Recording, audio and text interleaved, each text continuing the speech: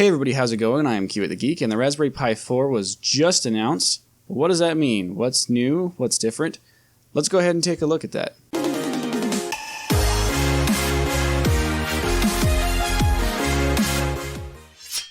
Okay, so here we are over at the Raspberry Pi's website, raspberrypi.org, and you can see the announcement here for the new Raspberry Pi 4.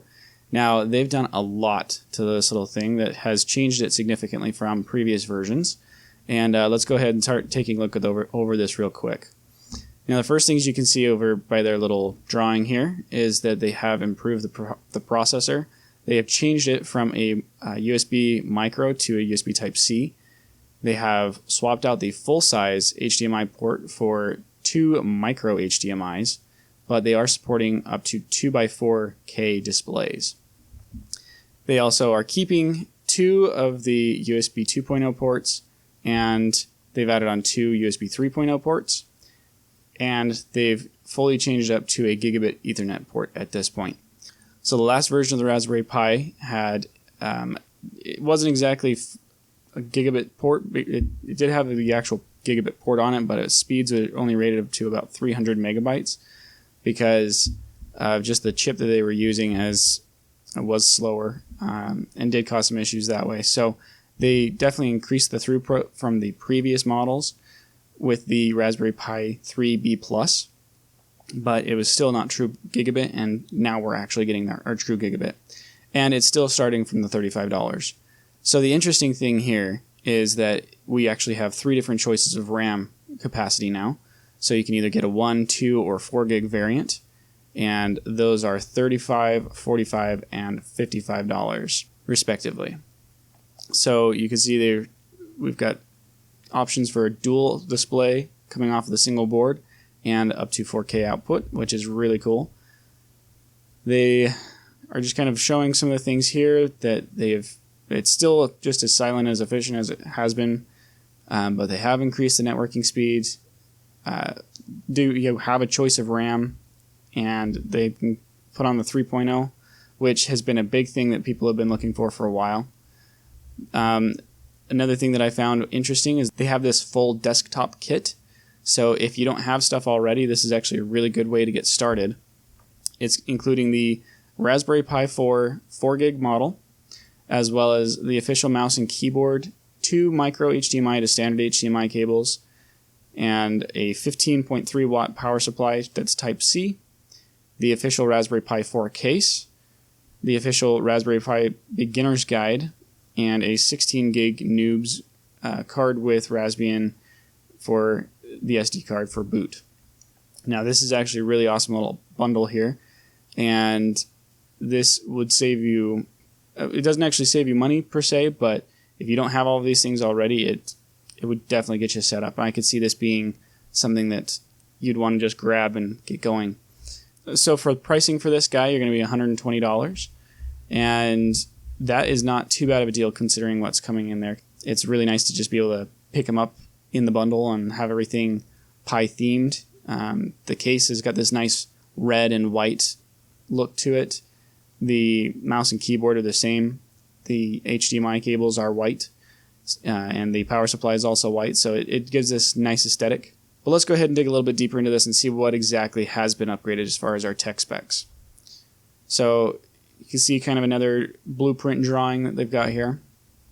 And if we come down, we can see first off that they've got the quad-core Cortex A-72, which is an ARM version 8, and it's 64-bit system on chip at 1.5 gigs.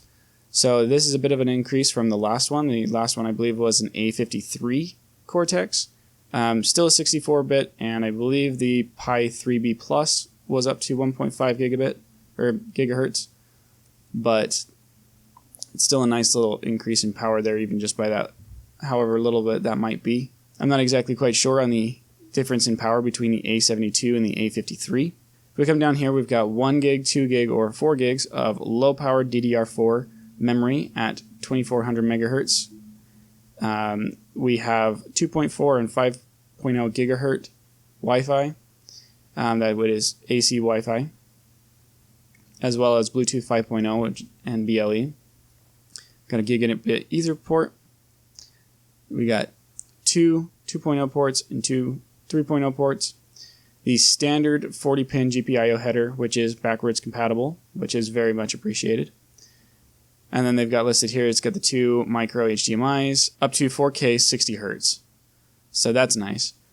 They've also got the display port and the camera port that they've had on previous models. They've got the 4-pole stereo audio and composite video port, which is basically just a 3.5 jack that you can plug in and pull off your composite video and your audio.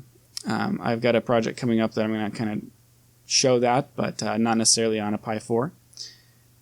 And then as far as it does have some decoding, it looks like here for the H.265 decoders and encoders, so you can run the 4K and 1080p 60 and 1080p 30.